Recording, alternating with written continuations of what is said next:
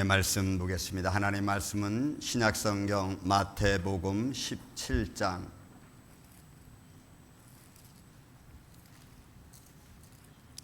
말씀을 우리 교독하겠습니다. 마태복음 17장 14절에서 21절까지인데 21절 말씀은 마가복음에 있는 말씀을 실어놨습니다. 마태복음 17장 14절부터 21절 말씀을 교독하겠습니다.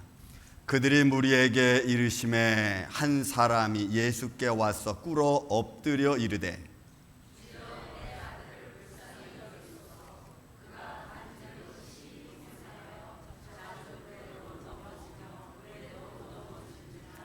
내가 주의 제자들에게 데리고 왔으나 능히 고치지 못하더이다.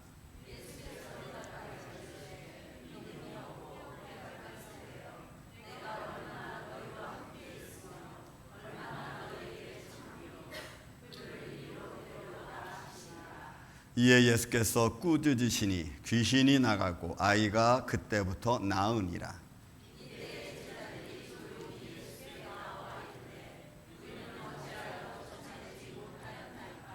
이르시되 너희의 믿음이 작은 까닭이니라. 진실로 너희에게 이르노니 만일 너희에게 믿음이 겨자씨 한 알만큼만 있어도 이 산을 명하여 여기서 저리로 옮기지라 하면 옮겨질 것이요 또 너희가 못할 것이 없으리라. 21절 그러나 이런 귀신은 이 기도와 금식이 아니면 나가지 않는다. 우리 같이 한번 기도합니다. 예수님 감사합니다. 생명의 말씀을 주심을 감사합니다. 이 말씀을 가지고 시간 은혜를 나누고자 하오니 종의 입술과 생각과 마음을 친히 주관하여 주옵시고 또 말씀 중에 성령님이 역사하여 주셔서 우리의 삶 가운데 주시는 은혜의 말씀으로 육신의 문제, 삶의 문제에 당면하고 있는 여러 가지 많은 일들이 예수 그리스도 안에서 주의 말씀으로 해결받는 복된 시간 되게 하여 주옵소서. 어둠의 세력에 틈타지 말게 하여 주시며 예배 오직 주님만이 주인이 되어 주옵소서. 예수님의 이름으로 기도하옵나이다. 아멘. 할렐루야. 오늘은 믿음이 없는 세대라는 말씀 속에서 예수님이 하신 17절에 있는 말씀을 골자로 해서 오늘은 말씀을 보고자 합니다. 이 말씀은 사실 마태복음도 나와 있고 누가복음에도 나와 있고 마가복음에도 나와 있습니다. 마가복음에 있는 말씀이 제일 아주 잘 나와 있고 자세하게 나와 있습니다. 말씀의 내용을 대충 보면은 제가 요점 정리를 했습니다. 한 사람이 예수께 나와서 무릎을 꿇습니다. 본문에 있는 말씀이 그들이 무리에게 이르며 한 사람이 예수께 와서 무릎 꿇어 엎드려 이르되, 그러니까 이 말씀을 마태복음, 마가복음, 누가복음에 있는 말씀을 합산해서 이렇게 보면은 예수님이 산에 올라가 있었고 그리고 내려올 때쯤 되니까 마가복음, 누가복음에 보면은 그 어린아이를 가운데 두고 서기관들과 그 다음에 아버지와 그 다음 주위에 있는 사람과 의논하는 장면이 잠깐 변론하는 장면이 나옵니다. 그런데 그런 거 다 생략하고 마태복음은 한 사람이 예수께 나와 무릎 꿇었습니다. 그리고 주여 내 아들을 불쌍히 여기서 아들을 고쳐달라고 하는 거죠. 고쳐달라는 이유는 그 전에 예수님께 말하기 전에 내가 내 아들을 데리고 당신의 제자들한테 갔는데 이거 고치지 못했습니다. 그래서 내가 지금 당신에게 왔습니다. 예수께 왔습니다 라고 말을 하는 겁니다. 그리고 그 상황을 보고 나서 예수님이 하신 말씀이 믿음이 없고 패역한 세대라고 야단을 칩니다. 근데 여러분 이 말씀을 단순히 이 사건 하나만 보고 예수님이 하신 말씀이라기보다는 항상 성경적 이중 표현 중에 하나가 현실적인 문제와 그들의 내적인 문제와 앞으로 벌어질 시대적인 상황을 보고 하신 말씀으로 우리가 보는 것이 훨씬 좋습니다. 왜냐하면 이 믿음이 없고 패역한 세대는 그 당시에 그 사람들 뿐만이 아니고 장차 앞으로 올 모든 세대가 이런 모습을 갖추기 때문에 그렇습니다. 그리고 결국 이 이야기는 너희의 믿음이 작은 까닭이라고 예수님께 다시 한번 말씀을 해줍니다. 그리고 작은 믿음이라는 것을 이야기할 때는 겨자씨만한 믿음이라고 비유를 두고 그 겨자씨에 만한 믿음이라는 것은 작은 씨지만 살아있는 씨앗과 작은 씨지만 죽은 씨앗과는 엄연한 차이가 있습니다. 그래서 겨자씨, 가장 씨 중에 작은 씨앗인 겨자씨가 살아있을 때 나타나는 그 능력이, 마치 믿음이 그렇게 살아있는 믿음이 있으면 너희가 이 산을 명하여 저리로 옮긴다는 비유적인 말씀으로 들려줍니다. 말씀의 핵심은 패역하고, 여러분, 믿음이 없고 패역한 세대죠. 누가복음도 똑같이 예수님의 대답이 그 상황적인 모습을 보고 똑같이 표현합니다. 믿음이 없는 세대라고 표현합니다. 여기는 아예 없는 세대라고 딱 찍었습니다.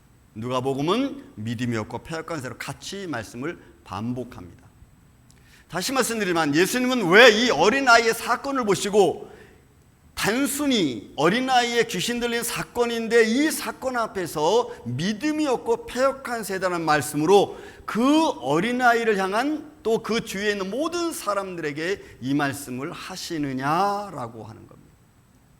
이 믿음이 없고 패역한 세대라는 것이 과연 그들에게만 해당된 것인지 아니면 오늘날 저와 여러분에게도 해당된 말씀인지를 우리가 조금 보아야 될 필요성이 있습니다.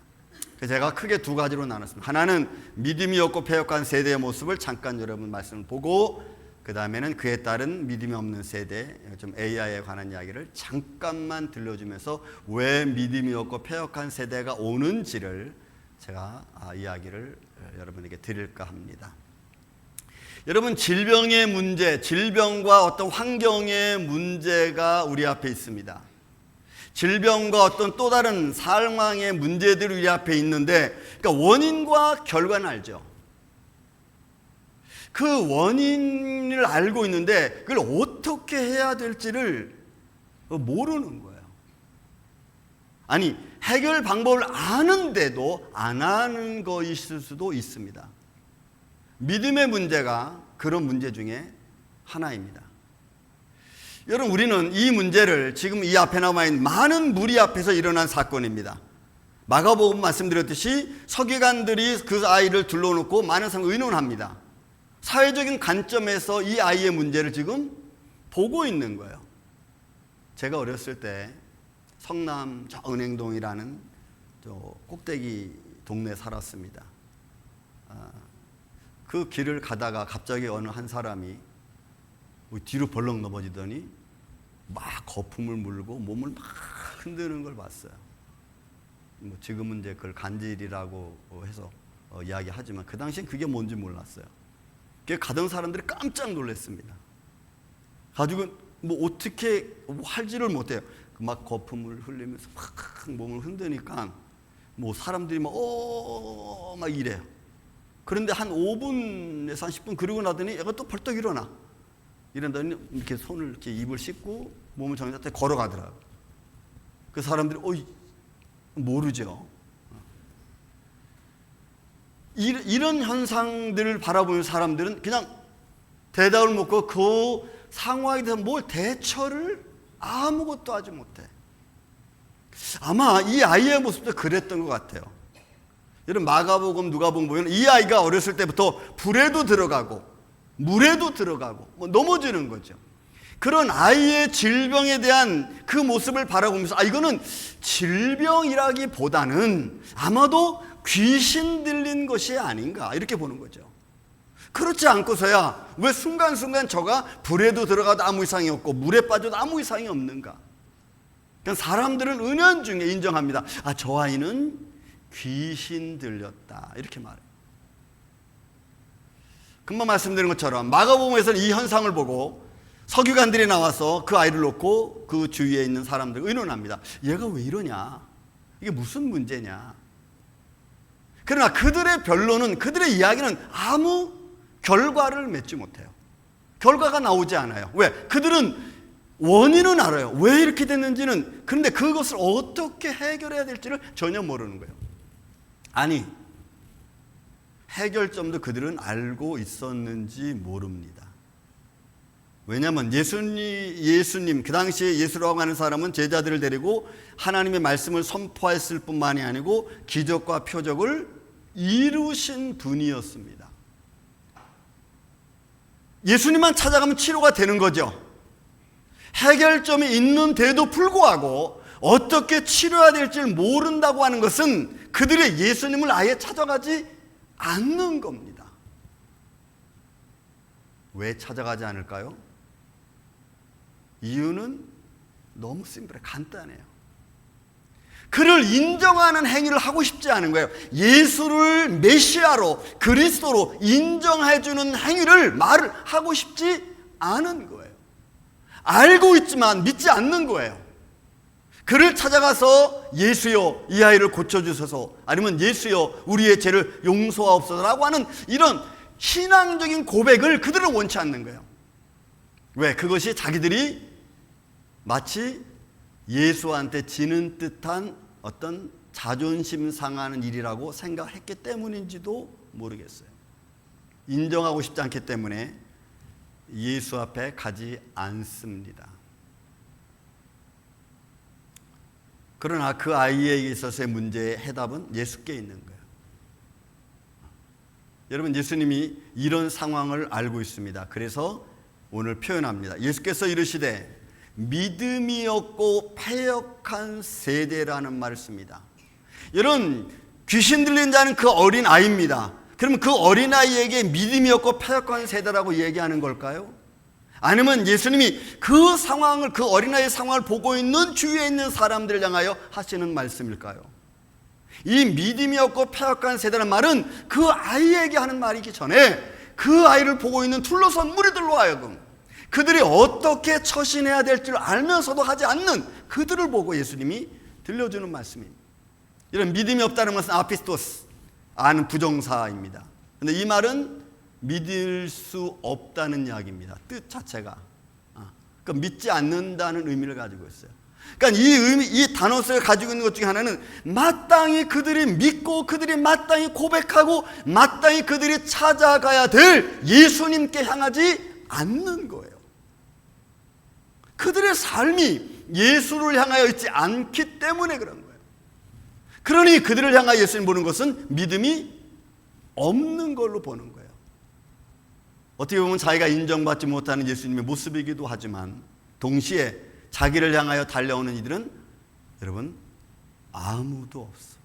율법을 아는 자도 예수께 나오지 않고, 그죠? 장로라고 하는 직분을 가진 자도 예수께 나오지 않습니다. 그들에게 있어서 예수님의 눈에는 믿음이 보이지 않아요. 패역한 세대를 받습니다. 디아스포레스라는 이 단어 자체가 가지고 또 원래 왜곡하다는 거예요. 그릇되게 한다는 겁니다. 근데 이 왜곡되다는 것은 뭐냐면 진리를 왜곡시키는 거예요. 진짜를 가짜로 만드는 거예요. 그러니까 그 패역한 세대는 진정으로 그들이 바라봐야 될 것을 바라보지 못하게 하고 그들이 마땅히 믿고 의지해야 될 것을 의지하지 못하게 만드는 거예요. 그러니 그들이, 여러분 다시 초대 말씀드린 것처럼 그 아이의 문제가 있습니다. 예수님이 기적과 표적을 이루시고 많은 사람들이 말씀을 선포하고 연약한 자들을 강건케 하시고 그죠? 위로해 주시잖아요. 이런 베데스다 연못가에 있는 사람들 마찬가지입니다. 38년 된 환자를 예수님이 고치십니다. 여러분, 그런 예수를 바라보면 그 많은 병자들이 예수님께 나와야 당연한 것 아니에요? 근데 이런 예수님께 안 가. 그리고 예수님이 지목합니다. 38년 된 환자, 제일 오래된 환자를 찾아가서 말할 뿐이에요. 여러분, 가만히 저와 여러분의 모습을 보세요. 우리 앞에 문제가 있습니다. 그 문제를 들고 내가 예수님께 나옵니까? 아니면 그 문제를 들고 사회적 관점에서 해결하려고 여러분들이 발버둥 치십니까? 한번 여러분 가만히 내 자신을 좀 돌이켜 보세요. 삶의 수만 가지 일들을 내가 만난다 할지라도 과연 그 많은 일들을 내가 하나님께 아뢰는 사람인가? 아니면 그 문제가 생기면 나는 하나님을 원망하고 하나님을 무시하는 사람입니까? 투명하게 보는 거죠. 하나님을 투명하게. 믿음의 관점이 여러분 예수님 눈에는 보이지 않는 거예요. 믿음이 없는 거예요. 그들이 하나님을 믿지 않고 그 보내심 받은 예수 그리스도를 인정하지 않고 받아들이지 않기 때문에 그들은 문제의 핵심을 찾지 못해요. 질병을 어떻게 고쳐야 되는지 여러분 찾지 못하는 거예요. 정말로 생명의 주관자가 부활하신 주님께 있다면 여러분 당연히 주님을 찾아가야죠. 문제의 해결자가 주님이시라면 우리 문제를 들고 주님께 나와야 될 줄로 믿습니다.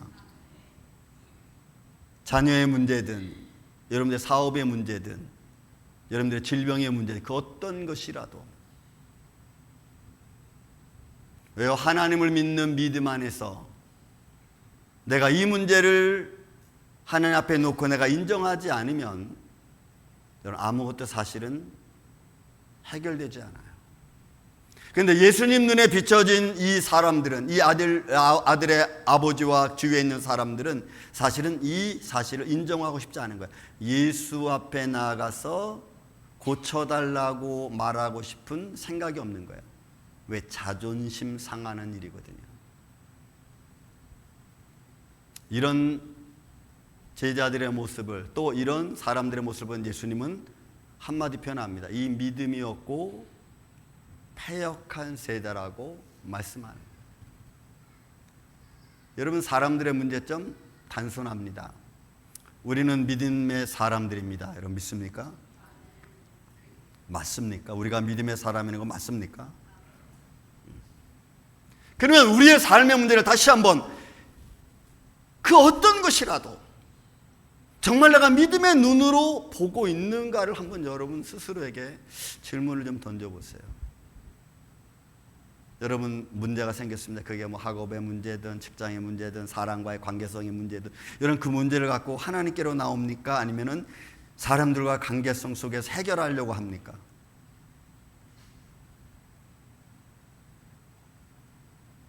여러분이 하나님께 갖고 나오지 않아요. 사람과의 관계성 속에서 해결하려고 하죠. 그러니까 믿음의 관점으로 보지 않는다는 거죠. 내 연약함의 관점으로 보지 않는 거예요. 그러다 보니까 그 문제는 하나님께 맡기는 것보다는 그냥 내가 이렇게 해결하는 것이 더 쉽다고 생각하죠. 하지만 그 문제가 점점 복잡하게 꼬이기 시작하면은 그러면은 그때는 우리는 믿음을 잃어버립니다. 교회를 잃어버리고 말씀을 잃어버리고 사람을 잃어버립니다. 왜요? 삶의 모든 문제의 관점이 예수님으로부터 시작되고 그 앞에 나가서 고백하는 것으로 내가 해결하지 않으면 그러면 그 문제는 어떤 것이든지 꼬일 수밖에 없어요. 저는 여러분들의 삶 속에 일어나는 모든 것들을 주님과 함께 보시고 시작하기를 주의 이름으로 축원을 드립니다. 주님께 나와서 묻고 그리고 질문하고 그 안에서 평강을 얻은 뒤에 그 다음에 여러분들이 사회적 관점의 모습으로 봐도 괜찮아요. 늦지 않아요. 왜요? 그런 모습이 우리에게 있어야 돼요. 그래서 여러분 이 귀신 들린 어린 나이에 고치는 문제는 사실 예수님이 아주 쉽게 얘기합니다. 그 시대를 바라보면서 이 너희들은 믿음이 작다라고 하는 말이 여러분 또 중요해요. 올리고 여러분 피스티아라고 하는 이 단어가 가지는 것은 작다, 적다 뭐 이런 의미지만 저는 이 단어를 문장의 흐름 속에서 내가 해석을 한다면 번역을 한다면 그냥 죽은 믿음이라고 죽은 상태라고 저는 번역을 하는 게 훨씬 좋다고 봅니다. 왜냐하면 예수님께서 뒷문장에 펴는 겨자씨의 비유가 담겨져 있기 때문에 그래요. 왜 예수님이 겨자씨 비유를 이 어린아이의 상황을 놓고 주위에 있는 사람들에게 비유를 했을까? 야, 이 겨자씨만한 작은 이 한 알, 그죠? 이만한 너희가 믿음이 있으면 이 산을 명하여 저리로 옮긴다? 이게 가능한 일입니까? 가능할까요? 그러면 예수님이 뭘 말씀하고자 하는 것일까요? 여러분 겨자씨 보셨습니까? 제가 한번 여러분들에게 나눠드린 거 있을 텐데 2014년 제가 갔다 와서 겨자씨를 제가 담아가지고 스티커에 붙여가지고 여러분들에게 아마 하나 나눠드렸을 겁니다. 그런데 그 작은 씨도 싹을 낼 수 있어요. 살아있으면. 그래서 나무가 자라서 많은 새들이 깃든다고 했습니다. 왜냐하면 살아있는 작은 씨는 역사를 이룰 수 있거든요. 그러면 내 믿음의 삶 속에서 역사가 이루어지지 않고 맨날 불평불만하고 하나님이 없다고, 힘들면 없다고 말하고, 그리고 하나님 찾아오는 거 등한시하고, 과연 우리의 믿음이 살아있다는 것을 뭘로 증명할 수 있을까?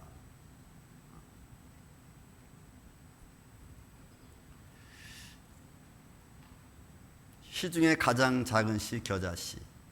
그러나 살아있으면 싹을 틔운다고 볼 때 우리의 믿음은 싹을 틔우는 겨자씨만한 믿음, 살아있는 믿음인가? 아니면 그냥 씨라고 하는 명목만 가지고 있는 믿음인가?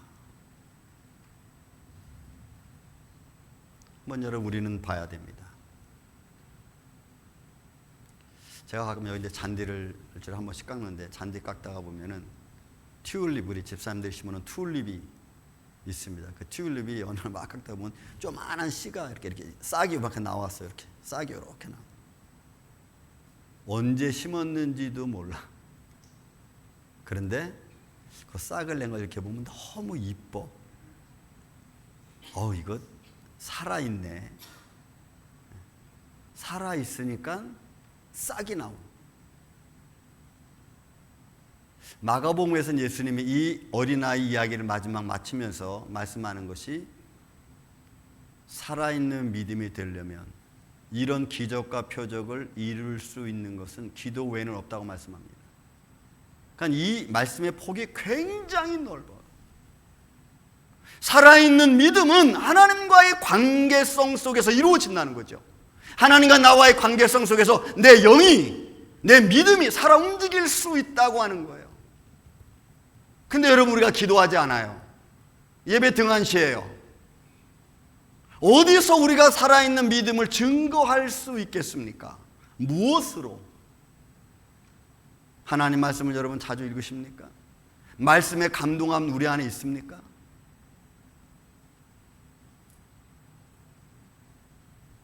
그러니 이런 율법을 연구하는 바리새인들에게도 예수님은 야, 이 믿음이 없고 패역한 세대야. 그러면 다시 말씀하면 적은 믿음, 이 죽은 믿음을 가진 자들. 아니, 죽은 믿음이라는 게 말이 됩니까? 결국 야고보 기자의 말씀을 다시 끌어온다면 행함이 없는 거죠. 여러분, 행함이 없는 거예요.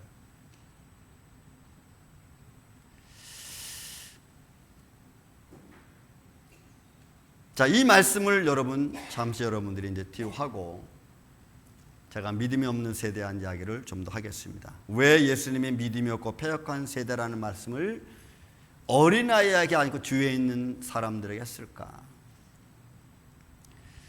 지금 여러분의 세대는 우리가 알기에는 너무나 복잡합니다. 여러분 뭐 미디어에서 많이 나오지만 여러분 가자지구를 보셨습니까? 제 1부 때는 얘기를 안 했는데, 여러분 사람들이 엄마도 아이도 굶어 죽고 있습니다. 물도 끊겼지, 전기도 끊겼지. 여러분 사람들이 살 수 있는 삶의 터전이 안 돼요. 태국과 캄보디아 싸우지, 시리아 지금 침공당했지, 우크라이나 러이 전쟁 끝나지 않았지. 정치적으로는 복잡하게 얽혀있지. 사회 시스템은 정화한답시고 지금 난리 법석을 치고 있지. 거기에 여러분 과학은 끊임없이 발전해 가고 있습니다. 여러분 AI의 특징은, 그냥 여러 가지 많은 말들이 있지만 AI의 특징은 일단 모든 일에 있어서 어떤 패턴을 가지고 이루어지는 일들은, 일정한 룰을 가지고 있고 일정한 패턴을 가지고 이루어지고 있는 직업은, 일들은 모두 AI가 대처할 수 있습니다. 일정한 패턴을 가지고 있는 일들은 AI가 100% 대처합니다. 그러면 이제 우리가 AI가 일정한 패턴을 가지고 일하지 않는 것들을 우리가 이제 가져야 됩니다. 그래서 법률 계통에도 이미 AI가 들어와 있고, 그 일반적인 보통 상담은 여러분 AI가 다 해요. 왜? 그들이 가지고 있는 정보 시스템, 여러분 이 정보가 인포메이션이 그냥 한 사람 막 변호사 된 이 초보 변호사보다 훨씬 많은 정보를 알고 있기 때문에 상담 계통, 카운셀러 계통에 있는 모든 직업들은 다 AI가 다 해낼 수 있습니다. 왜? 그들이 가지고 있는 정보가 훨씬 더 많기 때문에 그래요. 은행 계통도 마찬가지입니다. 여러분 ATM 우리가 벌써 쓰고 있지만 이제는 테일러가 없어질 겁니다. 거의. 왜요? AI가 다 할 수 있어요. 그러니까 단순 작업을 하고 있는 직책도 다 없어질 겁니다. 그래서 여러분 조지아에 있는 현대 여러분 자동차 1년에 10만 대 이상씩 만드는 자동차 여러분 직원 20명밖에 되질 않아. 다 로봇가 대처했습니다. 단순 의료 질병, 의료도 여러분 다 AI가 대처합니다. 왜? 그들이 알고 있는 정보와 인포메이션이 여러분 약사보다 훨씬 더 많이 알아. 여러분 약사들도 의사들도 가서 처방할 때 뭘 봐요? 구글에서 따다닥 딱 치면 무슨 약? 이거 처방 그렇게 돼요. 여러분 이게 AI 시대예요. 그러니까 우리가 앞으로 살아가야 될 삶의 모습은요, 이런 우리같이 지위도 없고 가진 것도 없고 또 힘이 연약한 저와 여러분들은 앞으로 우리가 대면할 수 있는 시스템은 다 AI 시스템입니다. 여러분들이 아주 고학력이고 고층의 권력을 가진 사람들이 아니라면 우리는 다 AI들과 대처하면서 우리는 살아갈 겁니다. 근데 거기에 뭐가 생기느냐? 여러분 감정이 없는 세대. 여러분 AI가 무슨 감정이 있어요? 그들은 우리의 감정을 알까요? 상황이 좀 그러니까 우리가 좀 봐주겠습니다. 뭐 이런 말을 할까요, AI가? 그러면 그렇게 감정 없는 AI와 대면하고 살아가는 우리들의 감정은 어떻게 되겠어요? 우리도 메말라가는 게 여러분 일상적인 거 이제는. 그렇게 되지 않으면 그들 AI와 우리가 시스템적으로 일을 할 수가 없어요. 성경은 디모데후서 3장 3절 무정하며 원통을 풀지 아니하며 모함하며 무정하며라는 이 단어가 아스토로고스라고 하는 이 단어가 너무 중요해요. 그냥 사랑이 없는 애정이 없는 이런 말의 뜻은. 그런데 이 의미가 가지고 있는 중에 또 하나가 의미는 뭐냐면 타고 나면서부터 애정이 없어. 타고 나서 사는데 사람이 사랑이 없어. 이런 사회적 심리학으로 뭘 말해요? 소시오패스야. 소시오패스. 사이코패스야. 여러분 사회적 환경이 앞으로 감정 없는 시대가 오는 거예요. 여러분 그런 시대에 그런 감정 없는 시대가 다가오는 이때에 믿음을 얘기할 수 있을까요? 사람의 감정이 여러분 무시되면 인정받지 않아요. 여러분 우리 AI한테 인간의 감정을 얘기할 수 있겠어요? 그러면 그 AI가 인간의 감정을 이해해 줄까요? 이해하지 않아요. 여러분 ATM 기계에서 제가 처음 ATM 기계 했을 때 돈을 넣으려고 이제 비밀번호 이렇게 눌렀습니다. 맨 처음에 오랜만에 쓰니까 비밀번호 생각이 안 나가지고 3번을 잘못 눌렀어. 그랬더니 그 다음에 어떻게 나와요? 3번 이상 잘못 누른 비밀번호 때문에 이게 작동이 안 돼. 그렇다고 야 AI야 너 이거 빨리 좀 놔줘 나 급해. 말한다고 걔가 해주겠어요? 그러십니까? 그럼 왜 잘못 눌렀어요? 혹시 잊어버리셨어요? 이거 물어봅니까? 안 물어봐. 그뿐만이 아니에요 여러분. 이제 우리의 감정과 우리의 계획대로 살아가는 것이 아니라 우리는 어떤 사회 시스템 일률적인 삶의 환경에서 그냥 일률적으로 정해진 삶의 패턴대로 우리가 살아갈 수밖에 없어요. 그게 여러분 사회 시스템이에요. 여러분의 믿음의 시스템은 어떤 겁니까?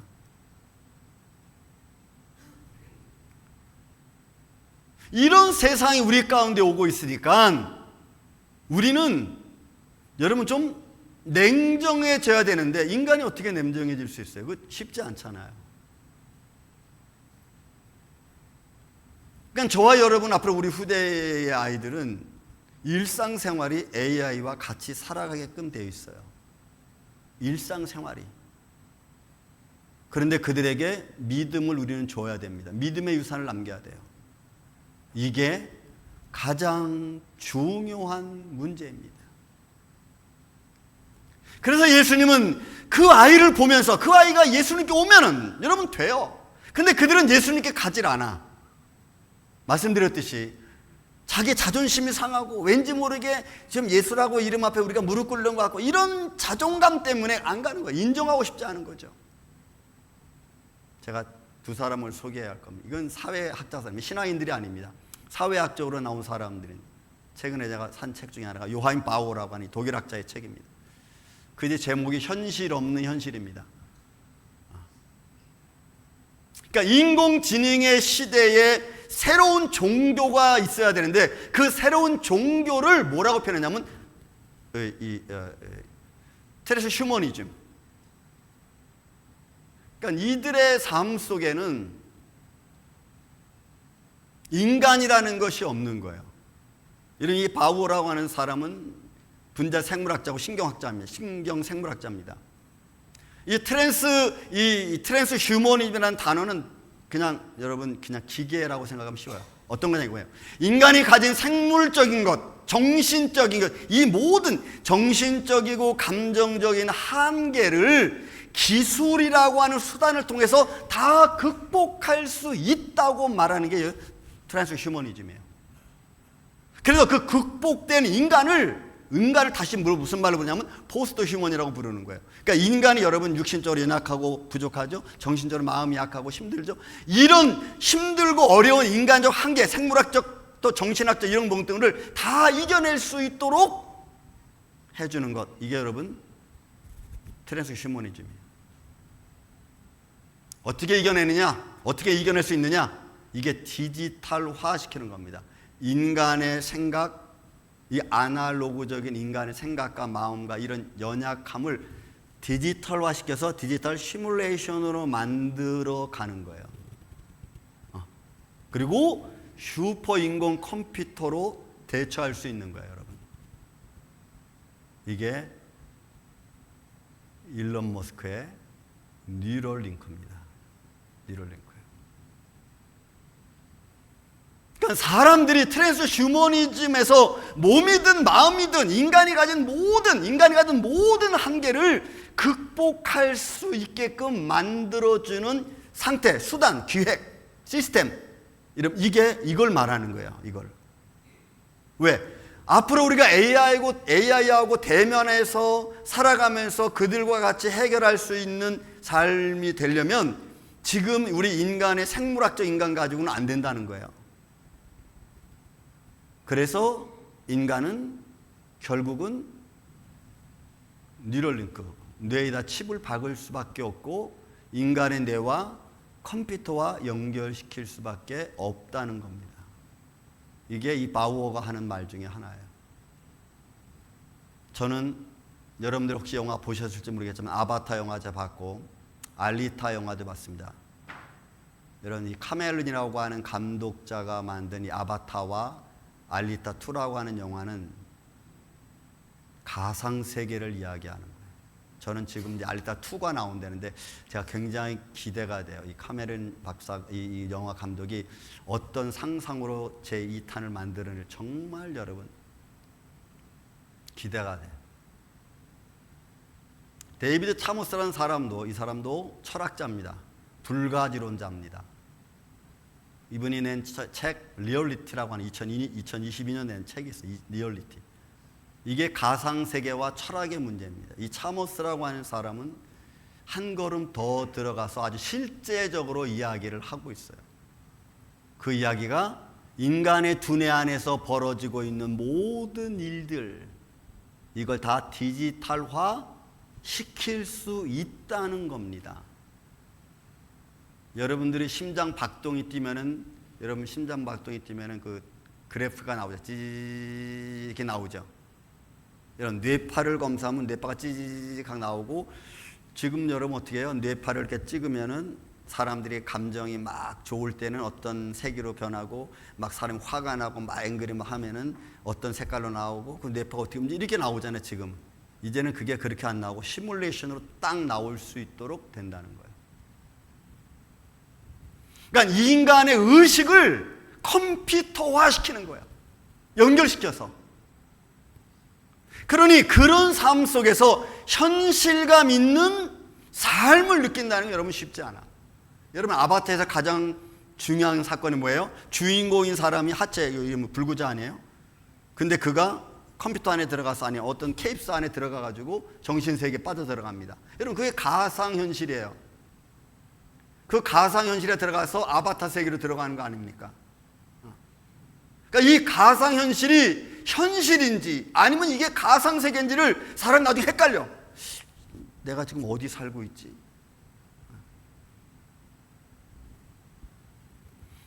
여러분 이런 상황이 되면은 진짜 현실감 없는 현실을 저와 여러분이 살아갈 수 있어요. 근데 여기서 데이비드 차머스인 철학자가 아주 더 중요한 말을 하래요. 이렇게 인간의 뇌에 있는 모든 일들을 컴퓨터화해서 디스플레이션 시켜놓은 다음에는 그 다음에 인간이 원하는 게 뭐냐? 여기서 주는 영생을 주는 거예요. 영생. 인간은 죽지 않고 살 수 있다는 거예요. 이러면 종교라는 게 없어집니다. 믿음이라는 게 없어져요. 있을 수 없어요. 믿음이 있을 수 없어요. 왜? 그들이 말하는 현실과 그들이 말하는 인간의 한계, 정신적이고 마음적인 이 한계를 다 극복해서 살아갈 수 있도록 만들어 놓는다면 인간에게 영생이라는 거, 여러분, 존재 가능성도 있다고 보는 거예요. 여기에 믿음이 있을까요? 신이 존재할까요? 하나님 창조주가 존재할까요? 여러분 존재하지 않아요. 그 세대는 믿음이 없고 패역한 세대입니다. 하나님을 알지 못해요. 물질이 환경을 먹어버렸습니다. 그죠? 이제는 여러분 돈 없이는 아무것도 할 수 없죠. 여러분 가자주기 제가 말씀드렸지만 한번 여러분 이제 미디어를 통해서 한번 보세요. 가자주기 현실이 지금 어떤가? 트럼프 대통령이 말한 것처럼 거기 싹 밀 수밖에 없어요. 사람이 살 수 있는 환경이 아니에요. 완전히 질병적으로 아주 그냥. 과학은 종교를 먹어버렸어요. 과학 앞에 종교는 힘이 없어요. 이제 믿음은, 저와 여러분이 갖고 있는 믿음은 과학에 밀리고 물질에 밀렸어요. 우리의 믿음이 자리 잡을 곳이 없습니다. 이런 세대가 우리 앞에 오고 있잖아요. 이런 세대가 점점 가까이 오고 있잖아요. 여러분 2030이라는 축의 변화라는 책에 보면요, 그 책에서 똑같이 말해요. 성경에서 이야기하는 일들을 그들은 사회학적으로 이야기를 해. 그럼 우리 믿음을 가진 사람들은 이 믿음의 눈을 갖고 마음을 갖고 어디를 바라보고 가야 될 것인가? 이런 세대가 다가올 때 우리는 뭘 준비해야 되는가?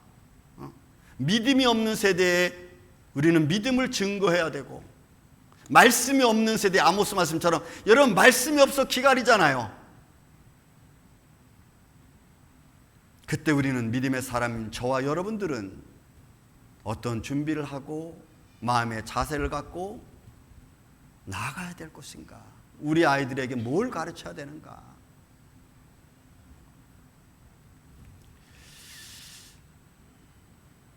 예수님은 그 어린아이 하나를 보고 표현했습니다. 믿음이 없고 패역한 세대여, 내가 얼마나 너희와 함께 있으며 얼마나 너희에게 참으리요.